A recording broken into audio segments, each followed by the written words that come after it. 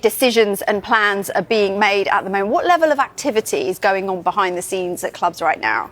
Well, in the Premier League, clubs right now are preparing for what will be one of their busiest periods when it comes to recruitment, reshaping, reforming and visualising what they expect next season to look like. And to do that, you need to go into the transfer window with a really clear plan of what you'd like to do. Now, most clubs will be preparing for 3, 6, even 12 months in advance, sometimes 2, 3 or 4 windows in advance. So this period at the moment, you will see a lot of sporting directors working with their recruitment team, identifying the players that they want and making lists of, right, this is our top target in this position, this is our second target. They'll be speaking to agents, they'll be working out what they can do financially, and they'll go in with a clear plan. And you always see those football clubs that go and get players really early on in the window go and do the best business because they have a real clear clarity of thought about these are the players we need to get in.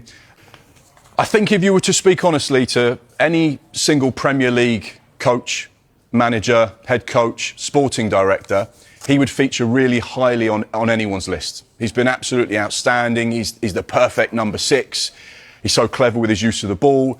I think when you look at Newcastle's ability to attract him, I think it shows a lot about the club, his desire to go and play in the North East, the type of project that they were creating, and the fact that they could prize someone away from Italy who is seen as a huge part of the future of Italian football through central midfield.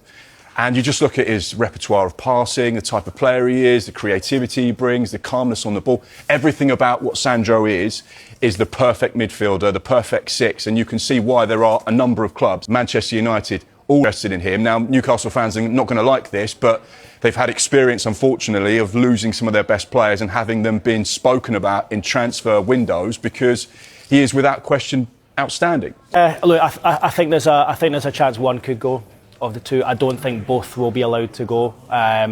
What Newcastle don't want... A blueprint of how to behave and getting what you want. Yeah, well, what I mean by that is I think that if a player agitates to leave or if a player says, look, I do want to try explore a new opportunity, I think they will be more open to it earlier on in the transfer window. Now, I know it's difficult in a World Cup year that Mark touches on, but I think they got their fingers burnt a bit last year and they won't allow that to happen again. Yes, they want the true value of the player, but they don't want a situation where they're wheeling and dealing on the last day of the window.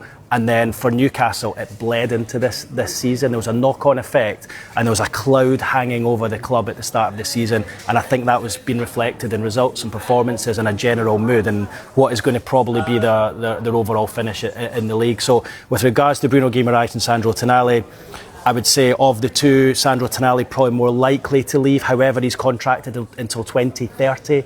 So, Newcastle could command a huge amount of money for him. But unless any player agitates to leave, Newcastle will be keen to hold on to them. I think with Bruno Guimaraes, and he's kind of been mentioned less in paper talk and whatnot. And I think with him, Newcastle as a football club and as a city, it's got under his skin. And Alan, you know what Newcastle's like in a place having managed up there. And when it does that to certain individuals and players, they find it hard to leave. And that's why I think him at 28 is more likely to stay of the two. I'm not saying Sandro Tonali definitely will go, but the man on everyone's lips right now, of course, is Sandro Tonali. Scored within 6 debut on Saturday and then really went on to completely boss the game thereafter. It's as good a debut as certainly I've seen in a long time at us. I think that cover the club offered him to be left out. Eddie Howe quite a lot since he's taken over with new signings has eased them into things, but no, he threw Sandro Tonali in from the start on Saturday and what a debut it was. Iconic finish for the goal. I'm sure that picture will go down in history, and I think it was the way he